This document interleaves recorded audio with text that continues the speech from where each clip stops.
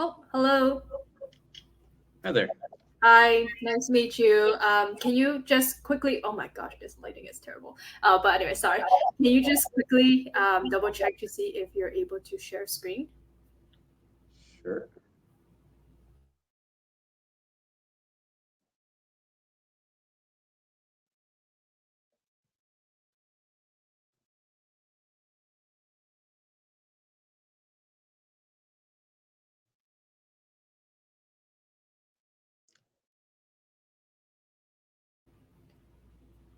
Okay, awesome. It looks pretty good right now.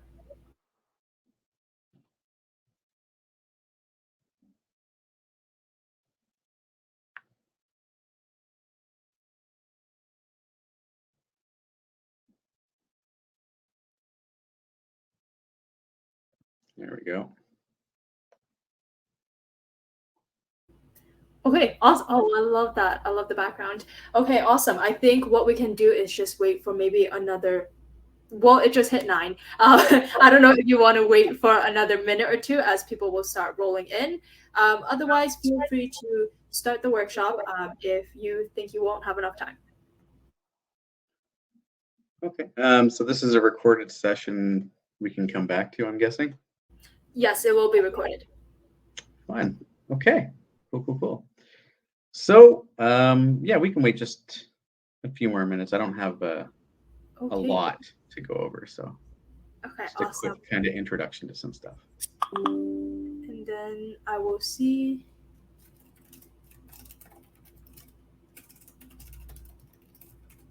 Sorry if you heard that aggressive typing.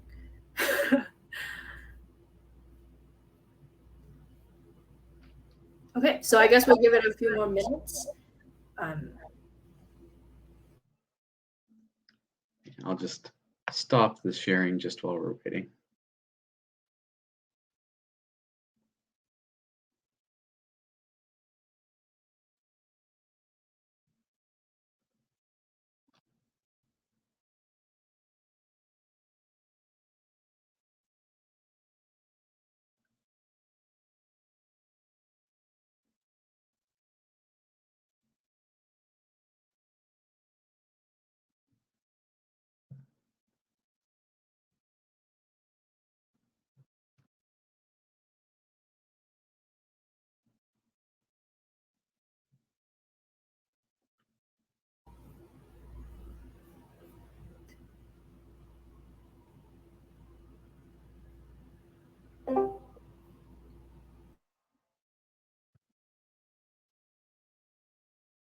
Excited to wake up early. Sorry, it's hard managing different different platforms. Okay. Let's see. I do see William here, so I'll try to invite him into the screening with you, just so he can go to the introduction and all that fun stuff.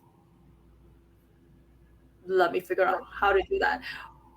We love a tech hackathon with some technical difficulties on my end, anyways. Okay. Let's see if that will work.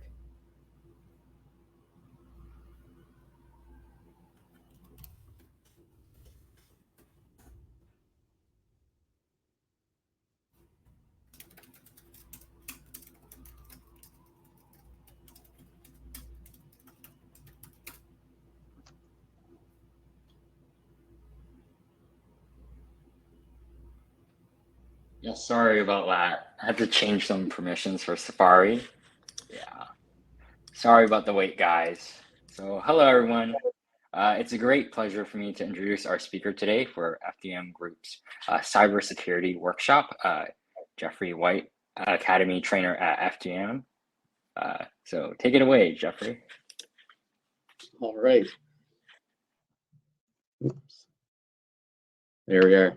So today I'm just doing a very brief kind of introduction to some basic cybersecurity fundamentals. We have a cute little screen here for that. All right. So I just want to give a kind of a brief history of well, everything basic for cybersecurity. So really, when I say everything basic, I mean really basic. So first things first, about me. So I'm a Dell Certified Systems Expert, certified by Dell Canada Incorporated. I honestly can't even count the number of systems I've been certified on from Dell. Dell's kind of where I got started in IT. So yeah. I'm also a certified IT technical support agent through the Ministry of Training Colleges and Universities in Ontario. And I'm a cybersecurity analyst college diploma graduate. I graduated with distinction a few years ago. I can't even remember how many years ago, to be honest. I have over 2 decades of experience in IT and security and cybersecurity. And now that's been through quite a lot of different organizations, anywhere from startups like 5 people, small business kind of thing, all the way through enterprises where we're talking 10,000 plus people. I've done things like deployment, maintenance, and systems hardening. The last bit being the more security focused bit, right?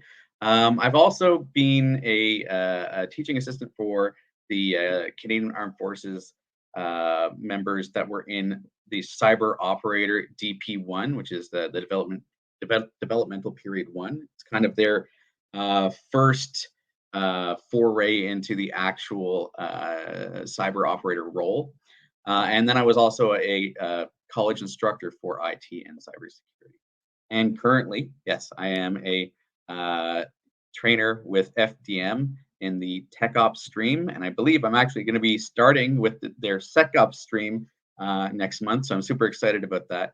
I've taught security related things before. So and I've seen the way that FDM does stuff. It's really, really exciting. Actually, being completely honest, I actually really prefer teaching at FDM to even when I was teaching it at college. So I think that's got to say a lot right there. All right, moving on. Basic screen here, right? So malware is a very basic thing. We all know about it. We've seen tons of different things that have happened over the years. So we've kind of now have been able to break down all of these different forms, and this is by no means an exhaustive list of malware. Now, malware is basically, like in the simplest form, it's software that's intentionally designed to cause damage to a computer, a server, client, or even just a computer network. So all of these types exist. There's significantly more, but the basics include computer viruses, worms, Trojan horses, ransomware, spyware, adware, rogue software, wiper, and scareware. Now, the most modern malware is oftentimes now multi-part in construction. I think multi-partite is the original phrase. Basically, what that means is several pieces work together in order to actually get what the intruder is looking for, whether that's just to cause damage or to actually steal some information, or just to manage an actual permanent presence in the system. Okay, so ransomware, I'm sure we've all heard of quite a bit by now. That's basically malware that employs encryption to hold a victim's information ransom. Okay, so either if we're talking about a user or an organization's data is encrypted, unfortunately not by the user or the organization, and so they can't access their files, databases, or even applications, depending. Okay, so then a ransom is demanded in order to provide access to those encrypted items. So that's where we get the ransomware part from. It actually used to be called crypto malware. And this is a long time ago. I'm probably showing my age. So because it used encryption, and it wasn't always looking for a ransom, actually. I think some of the earliest examples just wanted to cause havoc. And then, they decided, hey, we can actually make some money off of this. All right, the Trojan horse or Trojan is another type of software. It seems to be legitimate, but generally the purpose is actually to take control of the system. So oftentimes it can be to damage or disrupt, but in a lot of cases it's to steal information or to sit there and again have an actual solidified presence. Usually we're talking about full administrative access to a system. But the reason Trojans are as successful as they are is because they act like an actual application, like a proper application that we would want to use. And the whole idea is to just trick you. So very similar to the whole history of the Trojan horse, right, in Troy. So a computer worm is a type of malware that spreads copies of itself from computer to computer. The main difference between it and a virus, at least it used to be this, I'm not sure if that's really considered a separate thing as much anymore. A worm can replicate itself without any kind of human interaction. Doesn't need to attach itself to a program in order to cause damage. Doesn't need, you don't have to click anything. It can just go through an entire computer network replicating itself as it goes. Kind of scary. There are some examples of that we will actually quickly go through. Potentially unwanted program, or PUP, that's just a designation that's being used by and continues to be used by security companies and antivirus vendors. The idea is that these may have adverse effects on your system, whether it's privacy, security, or just things that you don't necessarily want to be happening, even advertisements, stuff like that.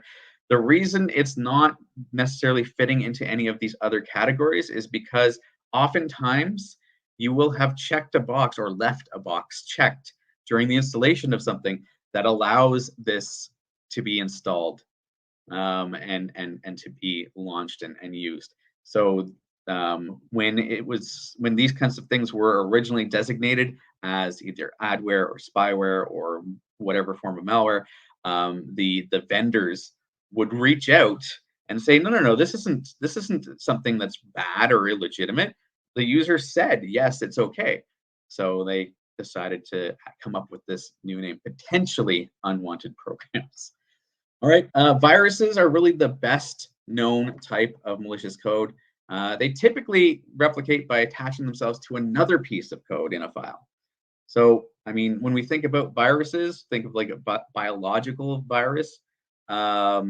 It's generally able to replicate itself. It needs some sort of interaction with the host, and that's kind of what we're coming from there.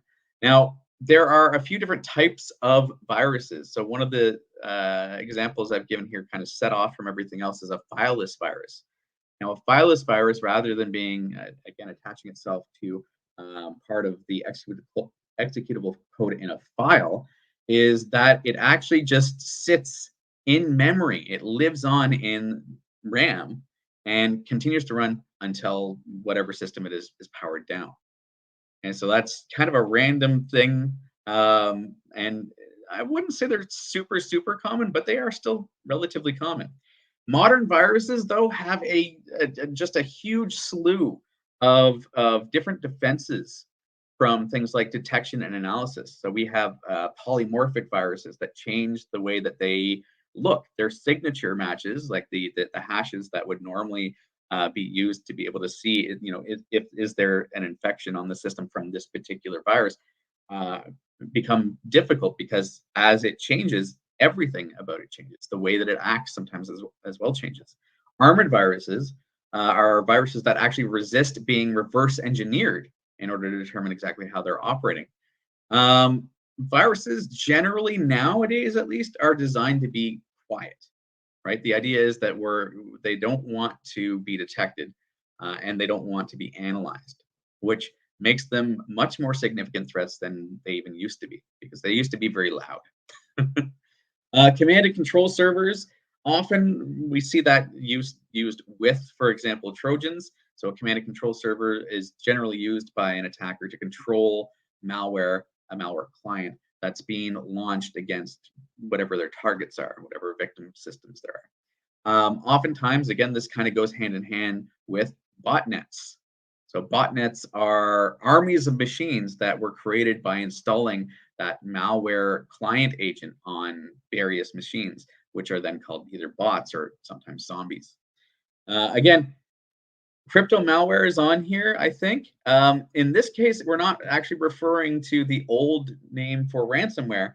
That name is kind of being taken over because now we have malicious software that actually uses a system's resources to mine cryptocurrency. So this is a special kind of thing. It's a theft of services attack. So the attacker's using either your CPU or GPU to do the actual crypto mining, and obviously then causing some significant issues with potentially just the use of electricity. Depends how sneaky they are about it, right? They could be waiting until the system's in a relatively idle state, and then you wouldn't necessarily notice, but your electricity bill might go up a little bit. Or it could actually be used doing this mining all the time, and then your systems just become a slug. Not so great, right?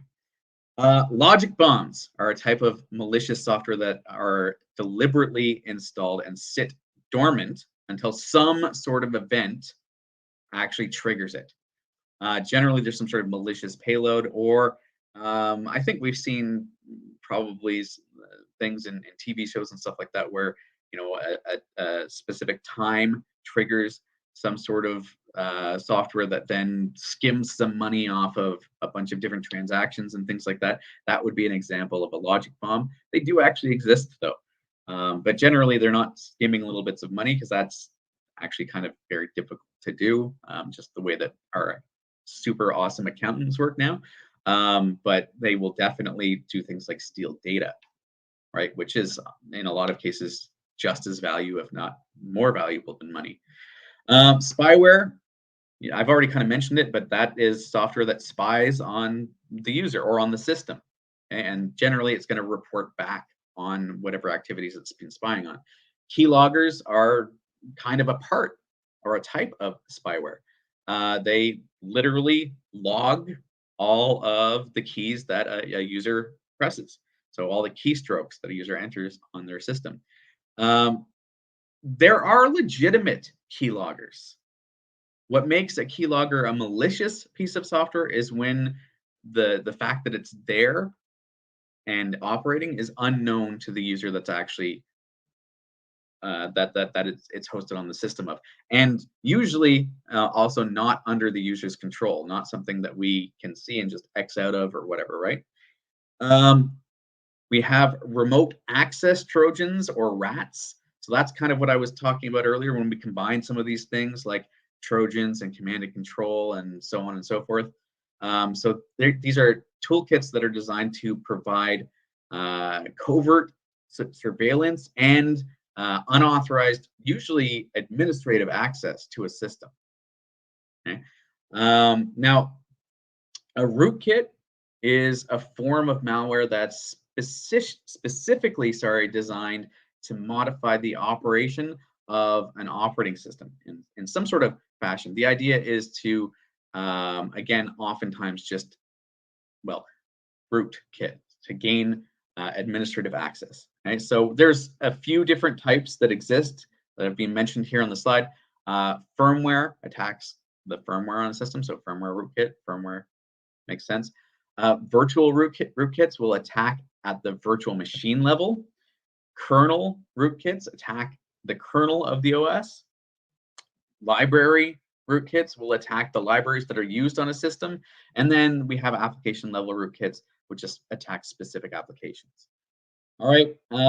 Finally, we have backdoors, also known as trapdoors. Those are programs that an attacker installs after gaining access to a system.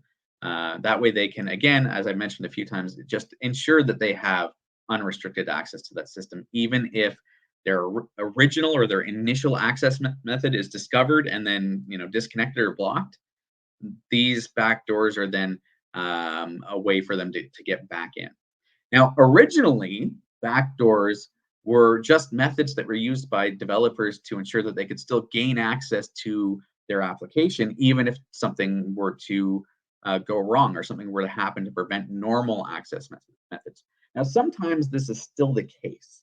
An example would be like a hard-coded password, right? That could be used to gain access to the program in the case of um, an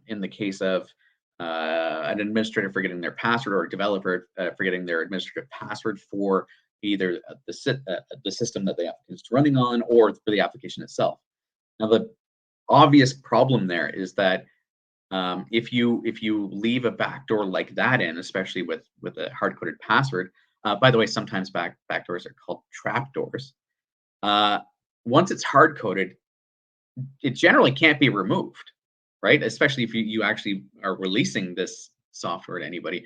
Eventually, it can be removed down the line, but if anybody has that original one, they're going to have that original hard coded password, right? So if an attacker learns of that backdoor, any system running that software is then vulnerable. All right. I just wanted to, there's a couple things I wanted to kind of go a little bit more specific on. So again, potentially unwanted programs being a form of malware. Okay, so again, you read and agreed to their terms as part of a download agreement or an installation agreement, whatever it is. Okay, and then you have these unwanted apps. So I think I mentioned already, they can display ads, they can slow down your computer, toolbars. There we go. That's a really, really good example of some potentially unwanted programs. And the funny thing about that is, in some cases, we have security companies, specifically antivirus vendors, who install toolbars as part of their security offering. And yeah, I would even say that those are potentially unwanted in some cases, right? Generally, though, or well, depends on the antivirus vendor, I suppose, but generally, those won't do that last bit, which is collecting private information. In a lot of cases, these potentially unwanted programs do collect uh, at least somewhat private information. So the whole concept of reading the terms and whatnot, kind of a pain sometimes, but you may want to look into things or at least verify, double check before you install something. Is there anything that's potentially going to be installed alongside with that? Okay, so some other malware we have as well, virus hoaxes. So these are viruses that actually don't exist. And so somebody said that it exists, and there's this huge thing that there's this new virus that's going to cause all of this problems. Like I've heard about viruses that blow up computers and all these other things. And generally speaking, that's a hoax. But oftentimes there's various reasons as to why that hoax was started. Maybe it was to make people avoid using a competitor's software. Oh yeah, if you use this software, you're susceptible to this crazy virus that blows up your system. You know, things like that. Adware, I think I did mention adware briefly, but it's software that puts ads on your system or has ads pop up on your system, or just adds little textual links that are randomly placed in your system, or even just during the regular running of an application. So adware can be a very broad thing. And I did already mention polymorphic malware. So it's able to change its own code every time that it's run and then sent somewhere else. So it's a little bit more difficult to detect for that reason. All right.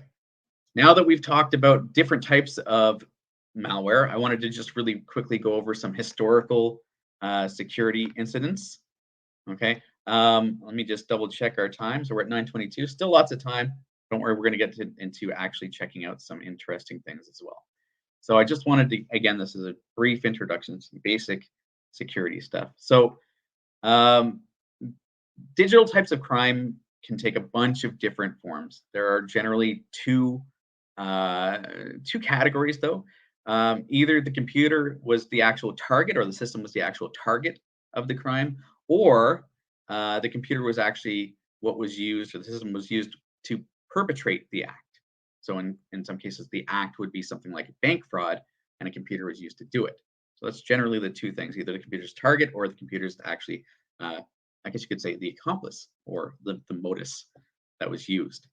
And now, when we look at these historical security incidents. The idea is we can better understand the threats and security issues that surround our systems and networks, even now. And these have occurred, you can see, over the past 30 or so years. Okay, virus activity exists even all the way back in the early 1980s. Now, theoretically, even before I was born. So before 1988, generally speaking, criminal activity, at least when it came to computer systems, was centered on gaining unauthorized access to the systems or networks, typically owned by the telephone company and whatever companies actually offered dial-up access to actually authorize users. That was really the most common thing before 1988. Starting with 1988, we had really the first big worm called the Morris worm. And so that was November of 1988. So Robert Morris was a graduate, or at the time at least, was just a recent graduate, he was a graduate student, I'm sorry, at Cornell University. And he released this internet worm, also now known as the Morris worm. It was just known as the internet worm at the time. It infected roughly 10% of the systems that were then connected to the internet, which was about 6,000 machines that were infected. So not a crazy number, but still 10%. It's pretty high. In the end, though, that worm actually didn't have any malicious payload. So there's been arguments that was just obviously a work in progress. It wasn't actually finished. It did, whether purposefully or by accident, it did actually wreak some significant havoc because it continually reinfected systems until they couldn't run any other programs. So even though it wasn't designed to deliver an actual malicious payload, it actually wound up being malicious. I don't know if accidentally malicious is a correct thing to say, though. All right, we have Citibank and Vladimir Levin. It's happened between June and October of 1994. So starting around June, a number of bank transfers were made by Vladimir Levin of St. Petersburg, Russia. Now, by the time he and his friends or accomplices were caught, they had transferred about $10 million. Okay? Almost all of that, except for around 400,000, was actually recovered in the end. The way that Levin actually accomplished these break-ins was by dialing into Citibank's cash management system. So the system actually allowed clients to initiate their own fund transfers to other banks. That's how he managed to do that. Kind of impressive. Now, Kevin Mitnick is on here. Okay, I was definitely a member of the whole Free Kevin movement. So I'm sure many of you have heard of Kevin Mitnick at this point. His activities occurred starting in the 1980s and through into the 1990s. He was actually arrested in 1995 and eventually pled guilty to 4 counts of wire fraud, 2 counts of computer fraud, and 1 count of illegally intercepting a wire communication. He was sentenced to 46 months in jail, which maybe doesn't sound like a lot, but at the time, it was basically them throwing the book at him to say, like, this is a big, serious thing, and I think he was one of the first people to have that lengthy, of a sentence for a computer-related offense. So, in his plea agreement, he admitted to having gained unauthorized access to several different computer systems, but those systems belonged to companies like Motorola, Novell, Fujitsu, and even Sun Microsystems. Okay, he used several different tools and techniques. One of the most commonly known at this point was his social engineering techniques, but he also used sniffers and cloned cell phones and things like that as well. So now he's very much still involved in computer security, but he makes a lot of money doing talks and educating people about all of these things, not only how to do them, but more importantly, how to protect against them. Okay, So we have Jester at the Worcester Airport. That was March 1997. So telephone services to the FAA control tower, as well as the emergency services at the Worcester Airport and the entire community of Rutland, Massachusetts, were actually cut off for a period of 6 hours.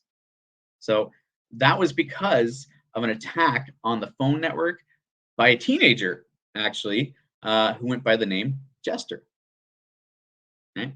The Melissa virus in 1999 of March of 1999, sorry, probably the best known of the early macro type viruses that attached themselves to documents. Now that was for programs that had relatively limited macro programming capability. That virus was written and released by David Smith. So also, I know a David Smith, not him. Infected about 1 million or so computers and caused over $80 million in damages. Pretty crazy stuff. The love letter virus, also known as the I love you worm and the love bug. Though that love letter virus was written and released by a Philippine student named, I'm going to probably screw this up, Onel de Guzman. That virus was spread via email with the subject line, I love you, in all caps. All one word in all caps, I love you. Who wouldn't want to click an email saying, I love you from someone, right? And that was a big issue because, yeah, I want to see who loves me, right? So now this is 2000. So, we had been somewhat educated to not click, random emails from people that we don't necessarily know and all that fun stuff, or random links and emails, but not to the extent that we are now. So for that reason, the number of infected machines worldwide have been estimated to be as high as 45 million. And the estimates for the amount of damage is somewhere in the $10 billion range. Okay. Now, to be fair, it's very, very hard to actually verify or even calculate those sorts of figures. So take that with a little bit of a grain of salt. All right. Last bits here we have on the right-hand side, and we still have over half an hour, so don't worry, we're going to get to some of the more fun stuff in a moment. Code Red Worm. We're getting into the 2000s already, but 2001. Okay, so just shortly after my birthday, actually, in a period of around 14 hours, 350,000 computers that were connected to the internet were infected by the Code Red Worm. Now, there has been actually a lot more since then, but that was once it was released within 14 hours. That's how many systems were infected. Now, in the end, the cost estimate for how much damage that worm caused, including the variations of the worm that were released later, has exceeded $2.5 billion. Now, the vulnerability that this worm exploited was a buffer overflow condition in Microsoft's IIS web servers. The really most unfortunate part of that is that that particular vulnerability had been known about for about a month. So it's kind of sad, right? The slammer worm might be something that you've also heard of. So that was early in 2003. It was released. It actually exploited another buffer overflow vulnerability. In this case, again, with Microsoft, in this case, running or systems running Microsoft SQL Server or the SQL Server desktop engine. So very similarly to Code Red, this weakness wasn't actually new. It had been discovered, and a patch had actually been released about half a year before. So this one wasn't so much on Microsoft as it was on sysadmins for not patching their systems. Now, within 24 hours of Slammer's release, the worm had infected about 120,000 hosts, caused network outages, even the disruption of airline flights, elections, and ATMs. Okay? Now, at its absolute peak, so way past this 24 hours, slammer-infected hosts were generating about 1 terabyte of worm-related traffic every second. 1 terabyte per second. Okay, that worm doubled in its number of infected hosts every 8 seconds. Okay, so it took less than 10 minutes to reach global proportions and infect 90% of the possible hosts that it could infect. It was a very, very, very efficient worm. Okay, so starting around 2007, we had the country of Estonia actually being crippled by a massive denial of service, or DOS, cyber attack against almost all of its infrastructure, firms like banks and government offices. Okay? That attack in the end was traced to IP addresses in Russia, but never actually clearly attributed to a government sanctioned effort, at least. Operation Bot Roast in the same year. Okay, so 2007 again, FBI announced that it had conducted that operation, Bot Roast, which identified over 1 million botnet crime victims. Now, in the process of dismantling the botnets, the FBI managed to arrest several botnet operators across the US. It was touted as a huge success, but really, in reality, that effort made a very small dent in this vast volume of botnets that were in operation and still are in operation. Okay. Conficker in 2008, 2009, so late 2008, early 2009, it was discovered that millions of systems that were internet connected systems, were infected with the down and up worm. Down and up. Anyways, it was later known as Conficker, and now is more commonly known as Conficker. That worm is believed to have originated in Ukraine, actually. I'm not sure if that's fully up to date anymore. That was the last time I had looked into it. But infected systems weren't actually initially damaged. Really, what this particular worm did was disable antivirus updates. Okay, so the reason that it was as alarming as it was, because those infected systems could then be used in a secondary attack on other systems or networks, and because it blocked antivirus updates, those systems were ripe for secondary attacks themselves. Okay, now each of the infected systems was part of a botnet that could be used to cause DOS attacks, or DDoS specifically, distributed denial of service attacks on any specific target. They could also be used to forward spam to millions millions of users. Starting in 2009, we started to see some even scarier things. So when I first started teaching a Security Plus based course, I kind of would get a couple of students laughing when I would say that, we aren't just, I had a fellow instructor who would say we're the guardians of the data. We aren't just that. In some cases, if we don't do our jobs right as cybersecurity experts, people's lives can be at risk. And this was actually really first shown around 2009. So we learned in 2009 that there had been attempts by both Russia and China to break into the US power grid. The idea was to map it out and plant destructive programs that could be activated at a later date, aka logic bombs. Okay, that was April 2009, and it was Homeland Security Secretary Janet Napolitano who actually told reporters of that.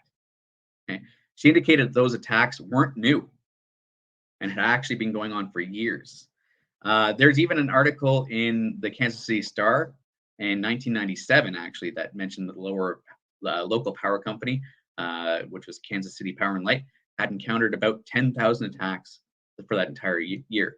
So it had already been kind of mentioned under the surface, but it wasn't until 2009 that Homeland Security really even got involved mentioning all this stuff. Now, that same company, by the way, that in 1997 had been reported on encountering 10,000 attacks for that entire year. By 2009, that same company had experienced somewhere between 30 to 60 million attacks. Okay, so it grew exponentially. All right, finally, for now at least, the last one I'm going to mention is the fiber cable cut of 2009. There was a widespread phone internet outage in the San Jose area in California. It wasn't actually the result of determined attackers gaining unauthorized access to systems or a botnet issuing a DDoS, distributed boundless service attack. It was actually because of several intentional. Both of those are actually the important words there. Cuts to the physical cables that carry the signals for, well, the internet in the area. So those cuts resulted in a loss of not just internet access, but all telephone and cell phone access as well for thousands of users in the San Jose area. Even emergency services like 911 were affected. As far as I'm aware, there weren't any severe consequences of that, but there definitely could have been. So those are the two things where I kind of like, this is actually serious. All right, now into kind of the fun stuff. So this was just a very, very, very kind of brief overview of some basic things and how scary things can be. Let's get into some of the more fun parts now. Okay, so we have cryptographic technology, aka stenography. So it's actually an art form or just a form of cryptographic technology. So we've already talked about crypto malware, right? We've talked about ransomware, very bad things. Stenography, or steganography, sorry, stenography, I keep saying, can be used for bad things. It doesn't necessarily mean that it always is. And so we can use it for relatively good things or even just for fun. I've joked, for example, with my wife quite a few times that I'll just make sure that I use something like that to send information to relatives and stuff like that to discuss the best presents to get her for Christmas. And she'll never know. So that comes from the Greek word steganos, which roughly translates to covered.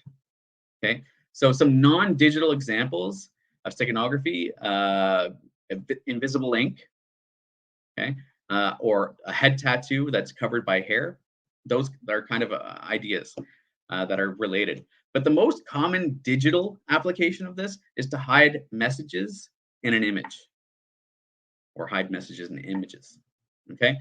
Now, in the end, it's actually relatively difficult to detect them. Number one, again, doesn't really, not again, but doesn't really attract any attention because, again, we share images all the time. So we have memes, right? We have logos, all this fun stuff. Why would that attract any attention, right? And on top of that, it can be even more difficult to detect because we can also, well, we or the people doing this can also encrypt those messages before then putting them into those images. Okay. Now, I do want to mention the most publicized uses of stenography are to hide illegal material.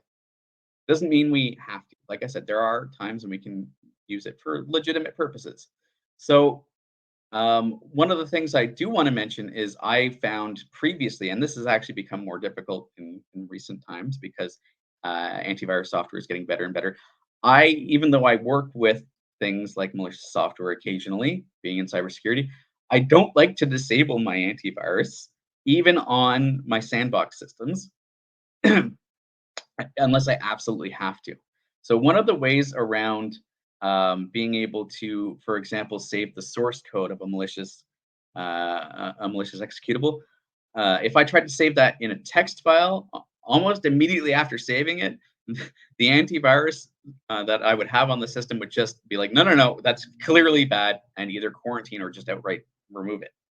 So I found that actually using steganography to store that information in an image was at least temporarily a way around that. Like I said, antivirus solutions have gotten a little bit more wise on that. So it's not quite as easy anymore, but that's just one of several examples. Okay. Now, there are two popular stenography tools that I want to show you. And one of them, the first one, Spam Mimic, actually isn't hiding it in an image. It's actually hiding it in, well, plain sight, kind of. It's hiding it in text. Okay, and the next one is Steg Hide. That's an older one. And that is hiding them in images. And the nice thing about that one was, I think it was one of the first ones where you could actually use a password on it as well. So we're also just going to very quickly go over at least one of the popular stenography detection tools, which is Steg Detect. It is also quite older as well, around the same time as Steg Hide. So, you know, we may or may not get through that one depending on how well it works. All right. So first things first is Spam Mimic. Okay. So we can use that to their site to either encode or decode, again, a message into spam. Now it's not just spam anymore. They have some other things going on there, which is kind of fun. So we'll actually just go ahead and check out that site very quickly.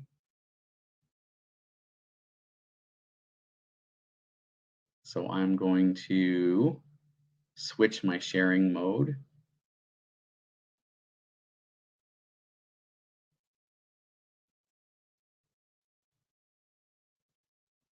Here we go. All right, so this is the Spam Mimic website, literally just spammimic.com. Okay. Now, if we go to encode here, right off the bat, it just says go ahead and enter in your short secret message. So whatever you want, and then you click encode. I'm going to do that just very quickly, just to show you the basics. But you can see we have alternate encodings here. Now they have as spam with a password, which is nice. A fake spreadsheet, which is the most new one. Fake PGP is one of my favorite ones, or fake Russian is also sometimes fun. Encoded space is also an interesting one. But yeah, let's just start with the most basic. Okay, start with. So, I mean, this is a short secret message. Okay, so really basic. Okay, and now we have this what looks like spam. So, dear friend, thank you for your interest in our publication. If you no longer wish to receive our publication, simply da da da da. So, I mean, if you got an email like this, or if that came through to a somewhat public email, like a shared mailbox or something like that, unless you absolutely knew there was something in here, you would probably just ignore it, right? And that goes back to my point about it being relatively difficult to detect. Okay? Because why would you bother? Doesn't make any sense, right? So let's just go back for a moment and check out this one with a password. Okay, so you still have to get the password to your recipient, right? Now you can send it in that regular spam encoded, or tell them on the phone, or whatever, however you want to do it, doesn't really matter. Again, not really a big deal. I love that it says not recommended for secret agents or even corporate spies, right? So you can check out the credits there. They do have actually an interesting book, and I believe the book actually also allows you to have access to the source code that they use to do this. And so you just put in your password, and my super secret password here is password. And again, we'll just do this as a short secret message. Okay, so this is what we have now. I'm just going to copy this. Okay, so we do have, again, it just says temporary thing. We do have a decode here. Okay, so our spam encoded message, so I'll just paste that in, and then I'll hit decode. And so it's just a bunch of nonsense, right? Now, part of that is they're saying, let's check out the old version, but obviously that's not the issue. The issue is we need to put in the password. So first things, let's try putting in the wrong password. I put in not my password. Okay, we're going to decode. Again, just a bunch of gibberish, right? But if I go back and put in my actual password, remember my super secret password of password, and now I actually see the stored message. Now, the problem with this is unless you actually do go and buy the book and get the source code, you need to come to the site in order to decode things or encode things for that matter. So, take that a little bit with a grain of salt, right? I'm not going to show you the fake spreadsheet right now because we only have 10 minutes left, but let's check out this fake PGP, okay? So paste in that's to decode. Let's go back to encode. Okay, so our fake PGP. So again, now we can actually use quite a bit of a longer message, which is nice. I'm actually not going to do a super long message, but you should really reach out to the FDM recruiters after this, because this is just a super basic, quick intro, literally an hour into some just basic stuff. And we cover so much more. Currently, I'm teaching the Unix course at FDM. I've taught Linux-based courses before that were 5 weeks. I've TA'd for those kind of courses. Believe it or not, I found that the recruits, the trainees, come out of my 1-week Unix course at FDM with more knowledge than they used to when I taught at a college for 5 weeks. So think about that for a second. Like it's really like mind blowing to me, and I'm so happy that somebody from FDM reached out to me to ask me if I would be interested in teaching there, because it's been amazing. And I really think I speak for the trainees when I say the same, that it's probably the same for them as well. All right, so it's going to encode the message so it looks like it's PGP encrypted. Now, I didn't really mention what PGP is. There's a nice little link right here to GNU PG. I'd have to, I think, change the tab that I'm sharing. So let's just go to the new one there very quickly. Okay, so we have the GNU Privacy Guard, which is GNU PG. It's the same idea as GPG or PGP. So PGP, by the way, is short for pretty good privacy. So GNU basically took that idea and made it, well, like the GNU project always does, made it free and open source. Okay, so when they did that, they made it GPG or GNU PG. So the GNU Privacy Guard, rather.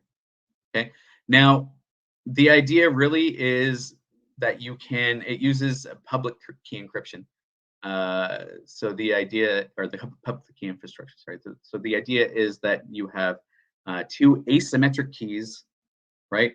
So all have a public key and a private key. So the public key, everybody can have. And basically, I would encrypt something with my public key and then, with my private key and then, my public key. My mind's not working now because we've already been doing this long enough and I was teaching earlier. And then the other person would be able to decrypt it using private key. So the idea there is not only is it going to be encrypted that nobody else can actually see it or understand it, not see it, so see it. But on top of that, nobody's going to be able to say that I didn't send that, because again, it's based on my specific either public or private and your specific public or private keys. So you can't say, no, it wasn't me that sent that. It absolutely was you that sent that. So there's 2 levels there. So it's kind of a nice thing. All right, let's go back to PGP mimic. It's nice, right? So let's just encode here. So that was very, very, very short. But this is kind of the way that PGP messages look like when you send them through email. Okay, so we have char set here. The version, supposedly we're using GNU PG, right? Comments here, which is just a bunch of nonsense, right? Not actually true. We're not doing any of that. And then the message is actually here. And then we can decode it if we want. But, okay, so it's going to be the same thing if we decode it. Okay, so that was just a quick little fun one. Realistically, all it is base 64 encoded.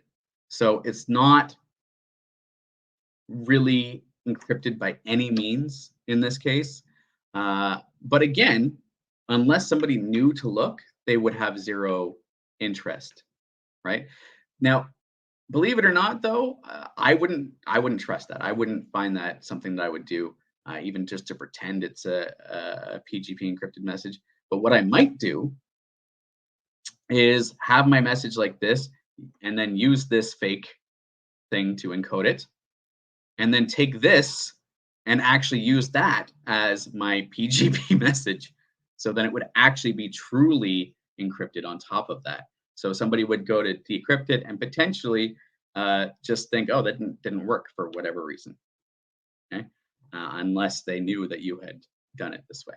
So again, is there really a point to doing that? I'll leave that up to you. Maybe there is, maybe there isn't. But the neat thing is, so I'm going to go ahead and copy this to the clipboard. The neat thing is that I kind of mentioned we can use this in more than one way.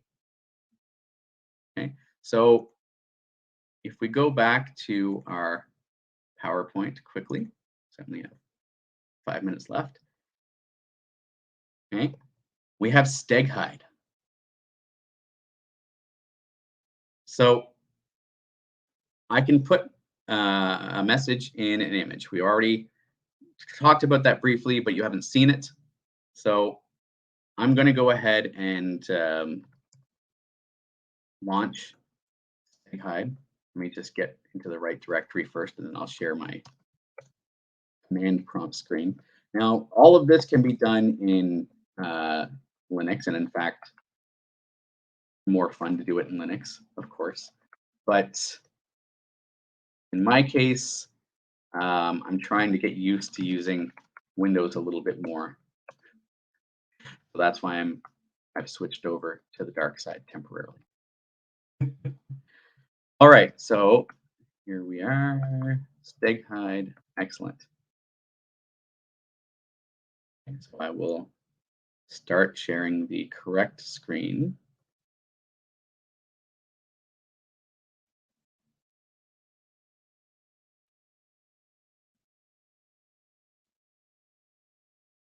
All right, so hopefully you folks can actually see my command prompt right now. Handy dandy command prompt. So we can embed, again, text in an image file. Now there's a few different ways to do this, and other programs can do things, do the same thing a little bit easier, I find, in some cases. But I like StegHide because of the fact that I can actually do this in kind of more of a batch mode. I don't have to use a GUI or anything like that. I find this is much more, well, for lack of a better term, fun and efficient, or better terms, I should say. So let's take a look really quick here. I just want to make sure that I create my text file first. There we go. So what we're going to do is we're going to use StegHide. Okay. We don't need the .exe, but I'll just leave it. Embed. Okay. CF, and I'm going to do, I think it's FDM.jpg is what I have there. Excellent. And I'm going to put that in, what was it going to be? Or sorry, I'm going to pull the text to put in it from, I think I actually just used fdm.txt as well. There we go. Okay, so that's literally it. Pretty straightforward command, right? Nope, for some reason it's being a little silly.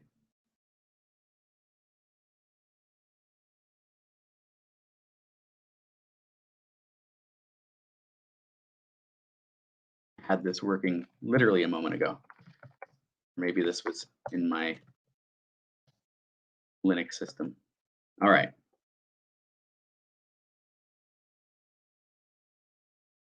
Oh, I guess I just don't need to use embed, or do I?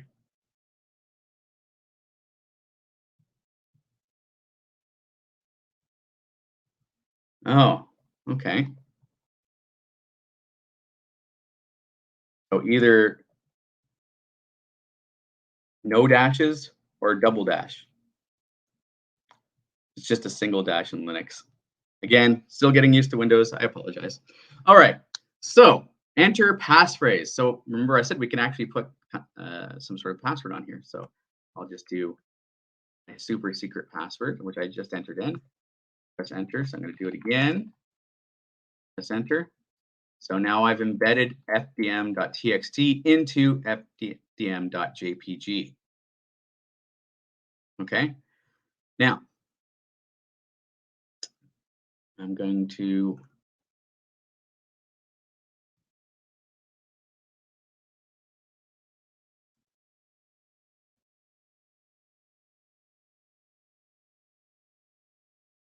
here we are.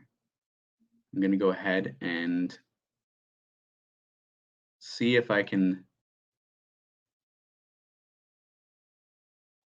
sorry, do something with this so you guys can actually maybe have it.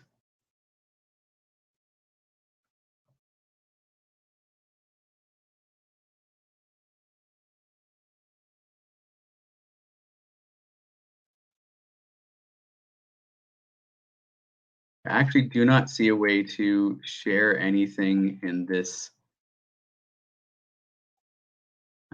system, so I'm just going to upload it somewhere very quickly.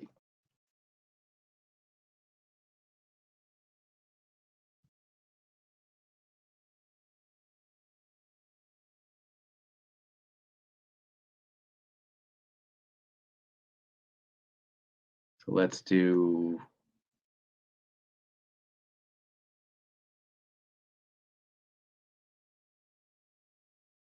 I'll leave this for 7 days, I guess. Okay, so I'll just put it in here quickly.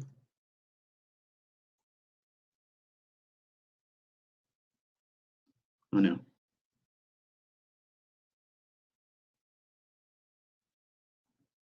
Can you guys still hear and see me? This is a really bad time to have a system crash. Yep, we can still hear you, Jeffrey. Okay, that's good at least. Why can't I do anything though?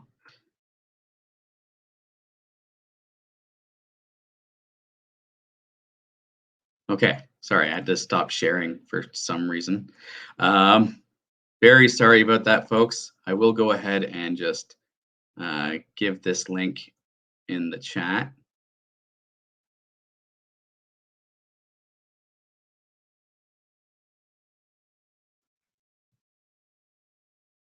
Okay, so you can check out that image and see if you can undo that. See what's in there. If you remember my super secret password, you'll have to use that, and then you might have to use something else on top of it. So I'm not going to show the results of that because I'm going to leave it up to you folks. But we were 3 minutes over, but I just really, really, really quickly do want to show how you would then extract something from a message, sorry, from an image. So just to share this again, very, very, very quickly. Okay, we would do same command, so steg hide. Okay, and extract. Okay, I'm gonna make sure that I do double again.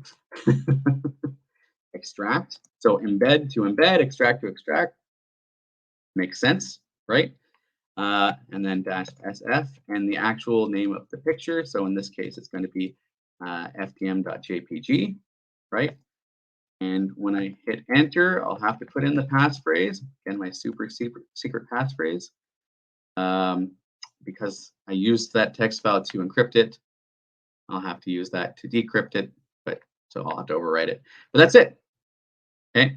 And it will overwrite that to the name of the image.txt. So if you want to rename the image to something else, it'll do the same thing. As long as the supplied passphrase is correct, or password is correct, then the contents of the original file that I put in there, the original text file that I put in there, should be extracted from there and then saved in your current working directory. Okay, now let's say you have an image that has some information in it, but you're not 100% sure about the password.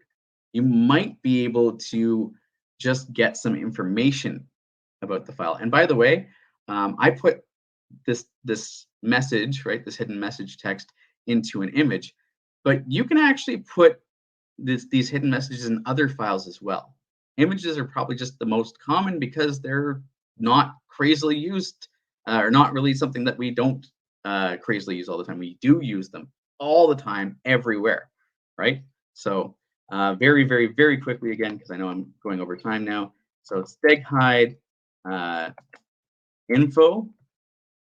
Okay, I'm not sure if this needs to be slash or sorry dash or double dash, but anyways, FDM.jpg is the image that I'm looking at. Okay,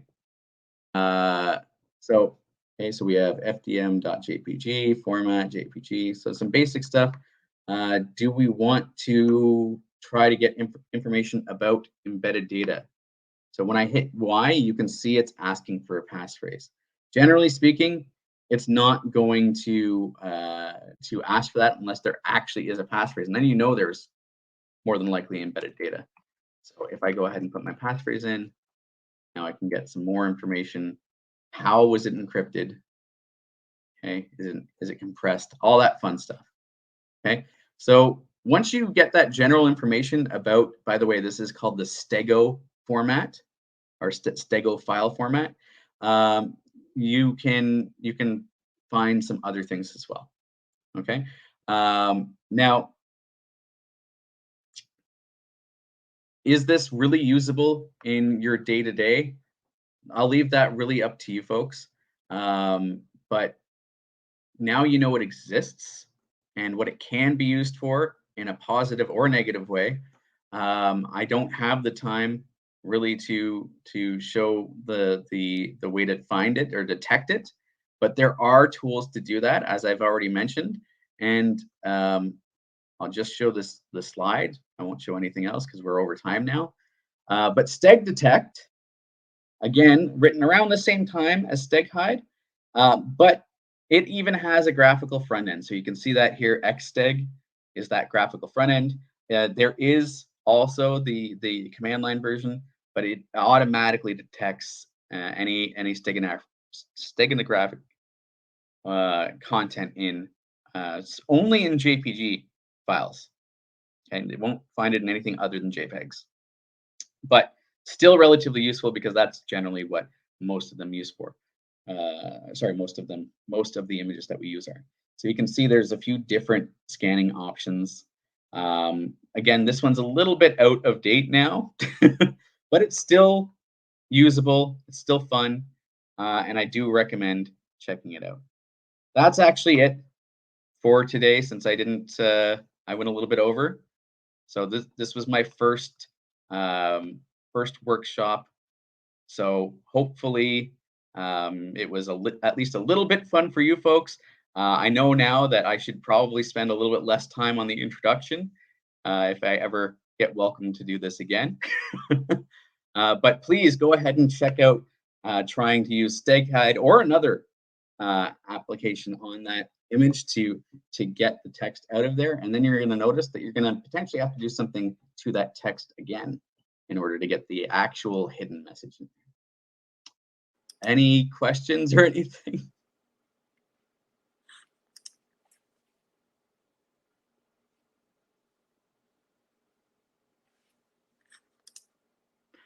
All right.